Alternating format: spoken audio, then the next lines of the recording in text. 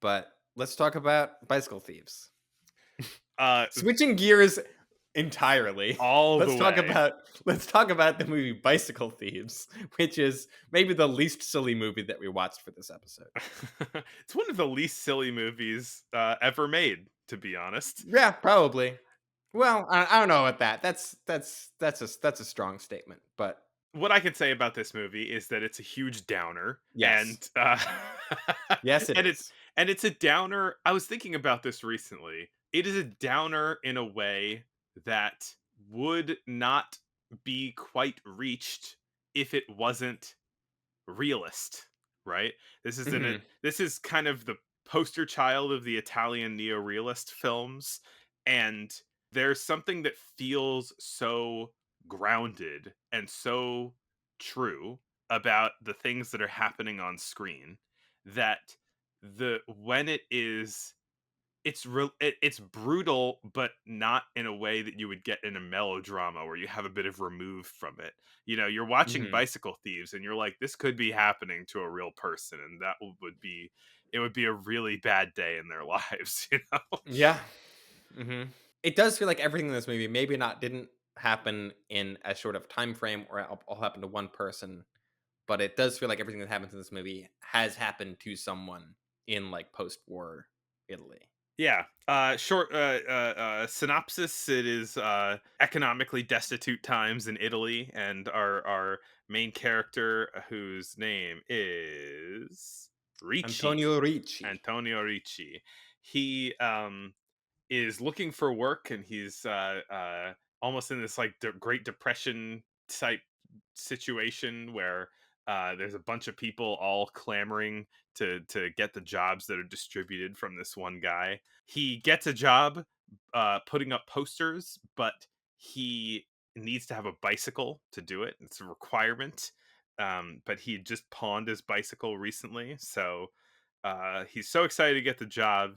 His wife sells their sheets so they can just sleep on the bed without sheets, so that he can get the bicycle back from the pawn shop. And then on his first day on the job, his bicycle is stolen, and the rest of the movie is them thinking, we have spent all of the last of our money on this one last chance that we had to support ourselves, and we need to get this bike back. Otherwise, like, who knows what could happen? We'll all become homeless, or just, yeah, bad things will happen. So they're searching for the bike, and eventually they track down the person who stole it, but he's in a mafioso neighborhood, and they're all protecting him. And Well, so they have no evidence. Like yeah, the bike isn't there. It's just their word against his basically, and so he's got a bunch of friends that are sticking up for him and they're like, "Well, shit out of luck. Like there's nothing we can point to saying you stole our bike." yeah. And he's got his son Bruno in tow almost this entire time. Ugh, Bruno. And then there is a point kind of in total desperation when he knows he found the person who stole his bike, but he can't get it back. He contemplates stealing someone else's bike so that he can keep his job. He gives it a try and gets caught immediately. But Bruno's crying face lets them kind of let him go. But then they walk away, and there's no real solution to their problems. And then And also Fine. he now has to deal with the fact that Bruno saw him steal this bike and like all of all of Bruno's like respect for him feels like it's been sort of tainted by this like he's seen his father steal a bike out of desperation and it's like you can just feel that it's like that's really changed how his son sees him. Hmm.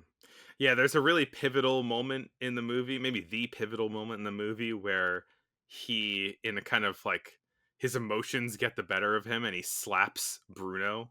And after he slaps Bruno, and then Bruno starts crying and sort of running away, I think he kind of realizes that, like, he's gotten a bit too wrapped up in this whole, finding the bicycle thing. And he has to kind of re examine the ways that he can maybe make the best out of a bad situation. Yeah. And So he gives Bruno wine instead. Yeah, he's like, "Let's get drunk, my, I don't know, 8-year-old son. 7-year-old child, yeah. Let's go to the pizzeria and get a bunch of wine. Don't tell mom." Yeah, he literally says, "Don't tell mom, let's go get drunk." And then there's also the bit, right, where he for a second thinks that Bruno has drowned in the river and starts freaking out and then sees that it was someone else who was drowning, who then gets pulled out of the river, and Bruno's fine. And so there is this like, "Oh, I thought I had lost my son, but like we still have each other. I still have my family." Yeah. And then he goes and ruins that by stealing someone else's bike. I mean, The it's the character arc of it did remind me a little bit of Night Morale from last episode of like hmm. at the beginning of the movie, right? He's like, "How could someone do this to like? Don't they know that this bike is all I have? This is like my entire job depends on this. Like, how could someone steal my bicycle? Who would do that?"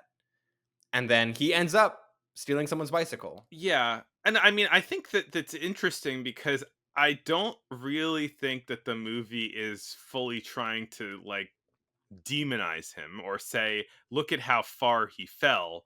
I think that the movie is talking about how it's kind of using this kind of poetic wraparound, his bike stolen, he tried to steal a bike, to give you empathy for people in such hard situations Yeah, that they have to resort to unethical means of keeping themselves afloat.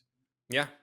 I think it does a really good job of that. I think it's a very like harsh, but I think also very empathetic and kind of yeah, just not melodramatic look at like poverty and how that changes people and like what people are driven to or how they deal with it. It felt very, even though it's set and made in 1940s Rome, it did to me it felt like a very kind of like New York City movie, or I saw a lot of parallels with New York City Hmm.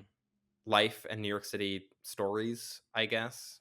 The It's mafia, like communist meetings, pizzerias, pizzerias, people, Italians. tons of people cramming onto a bus, um, bicycles being stolen. There, lots of parallels. Oh, legitimately, this movie almost like giving me flashbacks to my bike getting stolen 2 years ago. I also had a bike that was stolen, so it's like, I think that's a very universal thing. If you've owned a Yeah. bike, it's probably been stolen at least once. My bike was stolen. I put it down to go and, like, watch, like, a small performance type thing happening for, like, half an hour, and it was next to a whole bunch of other bikes, and I came back to it, and I couldn't find it, and I was like, maybe I misplaced where it was, maybe, maybe it was around here, it was next to all these other bikes, and I left before the performance was over, so all the other bikes were still there. There were like dozens and dozens of them, hundreds maybe, and like I was walking around in circles for an hour, getting more and more depressed as it sank Mm, in more and more that my bike was not coming back. yeah. And yeah, and I was like, while he's wandering around trying to find his bike, it's like I was there. I was right there. My bike didn't just disappear from outside of my house. I needed it to get back.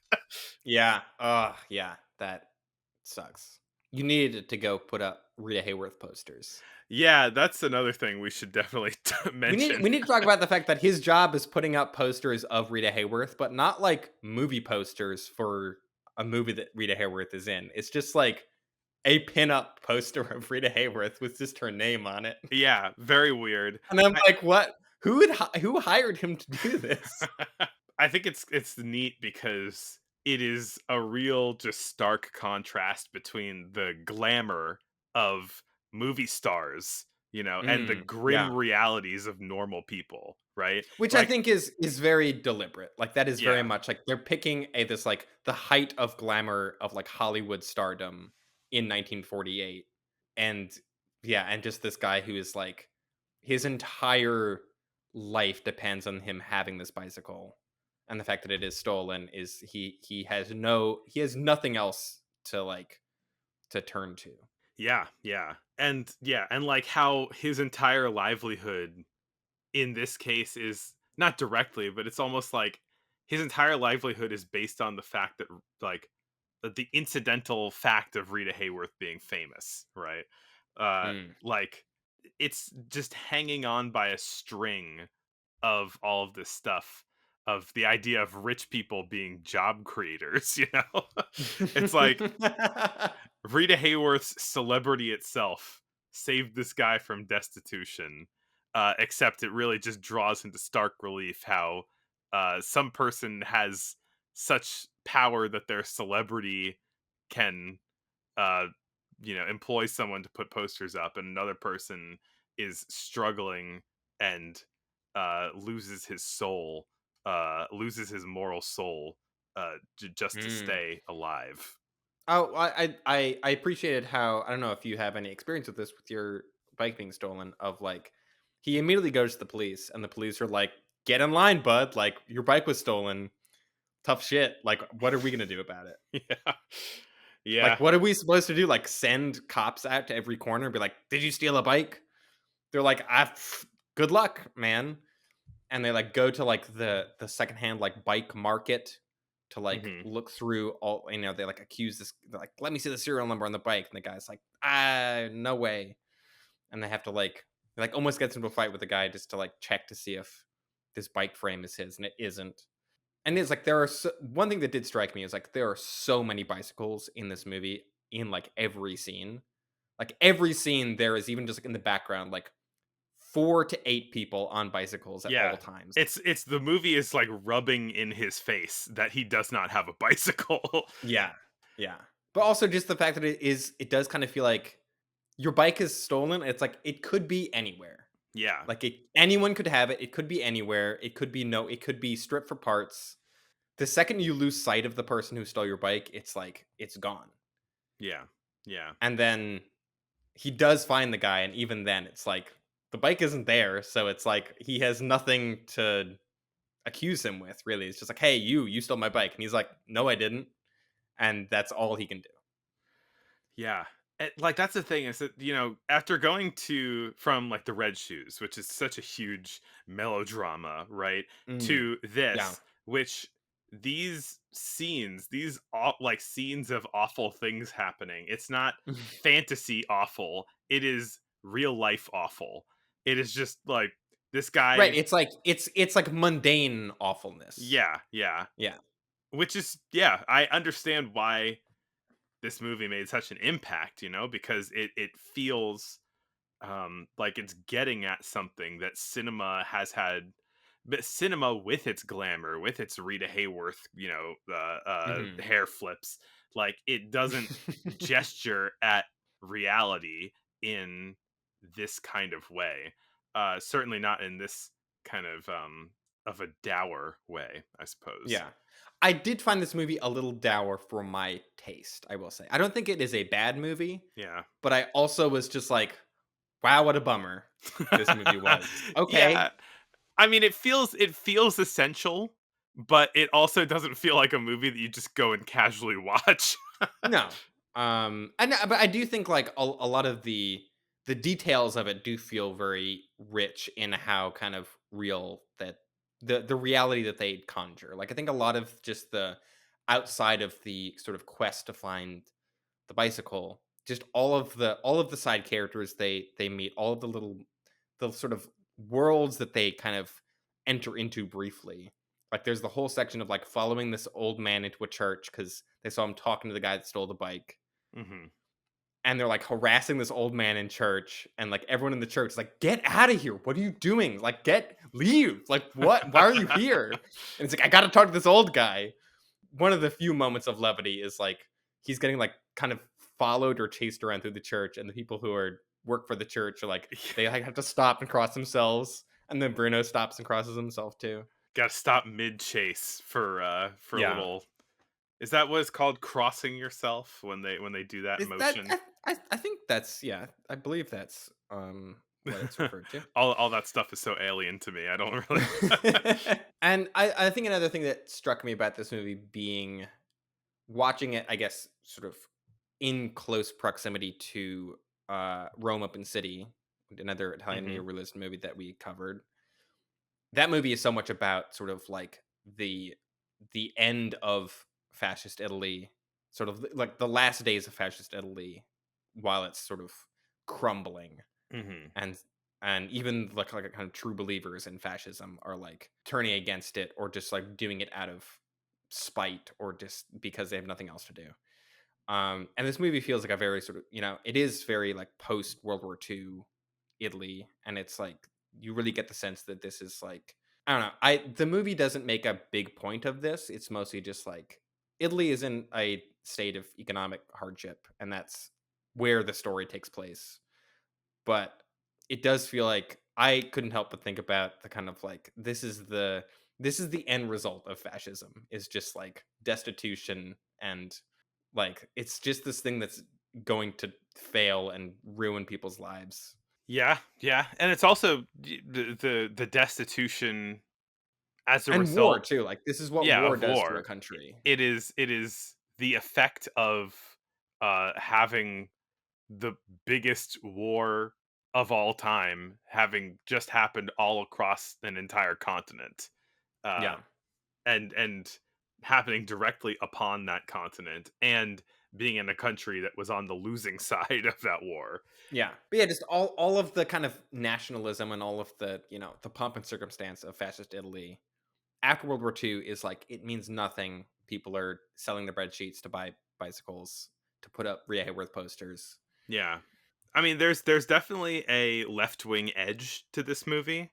And there were power struggles, I think, in Italy happening at this time with like what the next government should be. Mm. I believe there's like a Christian party that won over like a labor or socialist party in 1948. I believe I saw that in the news. But Hmm. there's a point in the movie where Ricci goes to like recruit some friends of his to help him track Mhm. down the bicycle thief, and they are kind of just casually at a communist meetup, uh But like in like in not a like a sewer, but like in like yeah, an underground like catacomb yeah, place. yeah, like the place where you have secret political meetings is in a Yeah. catacomb. Which like that I don't know where that would even happen in New York. It'd probably just be like the basement of a bar. But like I want to go to a catacomb meeting. Right, yeah, have some Someone invite me to a catacomb meeting, please. I'll do whatever you want. I'll become a some kind of No, agent, whatever. like no, invite me to one that I agree with, please. But yeah, like outside of just the kind of presence of friendly communists, like this is a movie that is very interested in class, very obviously. Yeah, and Um, community too, like, right? yeah, He, like, rallies his community to help him find the bike, and they're all on board. They're like, "We're all gonna help you find the bike," and they're really, like, helpful and gung ho about it, and then very quickly they're like, "Well, we didn't find it, sorry." life goes on. Yeah. And then, right, like, the other bicycle thief, because I do like how the plural of the title is, like, right, as soon as one guy steals a bicycle, you're like, "Yeah, but it's not the bicycle thief, it's bicycle thieves. Who else is stealing a bicycle in this movie?" Uh huh. Which is a great sort of, yeah, uh, Chekhov's bicycle thief. Is that what it is? It isn't at all. But like he also is like his community sort of comes together and is like, no, like this guy, like we trust this guy. You're not like you can't just come in here and accuse him of stealing your bicycle. Yeah. Yeah. And I do like how it is, and like the church that he is like running rampant through. Like there are all these like kind of pockets of community that he does sort of encounter. Mm-hmm. Yeah, it's like a bit of a tour of different aspects of Italian life, and I think Mm. that as you go through the Eating movie, mozzarella sandwiches, which yeah, I didn't realize that was a thing, but like I want one now. as you go through the movie, you're seeing people of different class situations, right? Like Mhm. when they're trying to blow off some steam, and he's trying to fix his relationship with his son after he slaps him. He takes him to a nice restaurant, and there's this dynamic between them and Bruno kind of staring at this rich family. Talks about how we'd have to make a million lira a month if we were going to eat like them. uh, and yeah, there's people in so many different stations of life, uh, uh, not just class wise, but culture wise, that he's kind of on a tour through as he's trying to track down his bicycle. I think that's one of the other things that made this feel very New York City to me, is the Hmm. sort of like all the different pockets of community and the sort of like at any given point in New York City, you can see like someone at rock bottom standing feet away from like a millionaire.